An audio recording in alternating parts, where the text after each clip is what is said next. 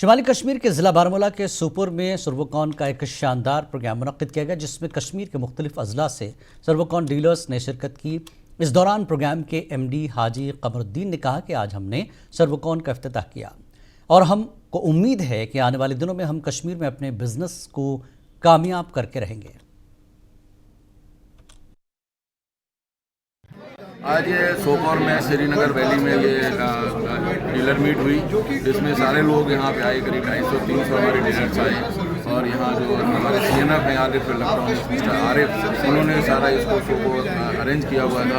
हमें भी ये आने का मौका मिला, लोगों से रूबरू होने का मौका मिला, लोगों की बातों को भी सुना, हमने अपनी बात भी कही कि यहाँ पे जो जिस तरह से हमने देखा वोल्टेज की प्रॉब्लम होती है, तो यहाँ बहुत कम वोल्टेज चली जाती है, तो आप लोग अपने इंस्ट्रूमेंट या अपने गैजेट्स फ्रिज TV AC नहीं चला पाते हैं, तो वो बहुत ज़रूरी है। तो इसलिए हम उसके लिए सोल्यूशन प्रोवाइडर हैं कि आपकी हर समस्या को हम लोग पूरा करते हैं। एक्सपीरियंस बहुत अच्छा है और पहले से ही बहुत अच्छा था और उम्मीद है कि इससे भी आगे और हमारा बेहतर होगा। इसीलिए हम लोग गेट टुगेदर कर रहे हैं यहाँ पे और उम्मीद है कि और आगे अच्छा होगा।